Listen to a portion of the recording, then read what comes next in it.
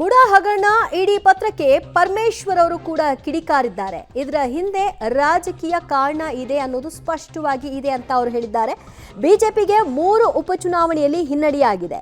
So ಈ ಹಿನ್ನಡೆಯಿಂದ ಸರ್ಕಾರದ ಮೇಲೆ ಆರೋಪಕ್ಕೆ ಬಿಜೆಪಿಯ ಈ ಅಸ್ತ್ರಗಳನ್ನ ಪ್ರಯೋಗಿಸ್ತಾ ಇದೆ. ಅವರಿಗೆ ಬೇರೆ ಅಸ್ತ್ರಗಳು ಸಿಕ್ಕಿಲ್ಲ. ಹಾಗಾಗಿ ಇಡಿ ಮೂಲಕ ರಾಜಕೀಯ ಮಾಡಲಾಗ್ತಿದೆ ಅಂತ ಗೃಹ ಸಚಿವ ಪರಮೇಶ್ವರ್ ಇಡಿ ಪತ್ರದ ವಿಷಯವಾಗಿ ಮುಡಾ ಹಗರಣ ಸಂಬಂಧಿತವಾಗಿ ಒಂದು ಪತ್ರ ಏನು ಹರಿದಾಡ್ತು ಈ ವಿಷಯವಾಗಿ ಅವರು ರಿಯಾಕ್ಟ್ ಮಾಡಿದ್ದಾರೆ.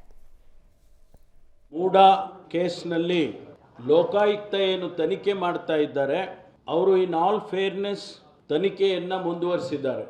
ಇಲ್ಲಿಯವರೆಗೆ ಅವರು ಯಾವುದೂ ಕೂಡ ವರದಿಯನ್ನು ಕೋರ್ಟ್ಗೆ ಸಬ್ಮಿಟ್ ಮಾಡಿಲ್ಲ.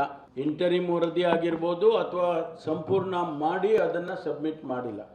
ಇನ್ವೆಸ್ಟಿಗೇಷನ್ ಮುಂದುವರೆದಿದೆ. ಈ ಸಂದರ್ಭದಲ್ಲಿ ಕೇಂದ್ರ ಸರ್ಕಾರದ ಏಜೆನ್ಸಿ ಆಗಿರ್ತಕ್ಕಂಥ ಎನ್ಫೋರ್ಸ್ಮೆಂಟ್ ಡೈರೆಕ್ಟರೇಟ್ ಇಡಿ ಅವರು ಲೋಕಾಯುಕ್ತದವರಿಗೆ ಪತ್ರದ ಮೂಲಕ ಅನೇಕ ವಿಷಯಗಳನ್ನು ಪ್ರಸ್ತಾಪ ಮಾಡಿದ್ದಾರೆ. ಅವರು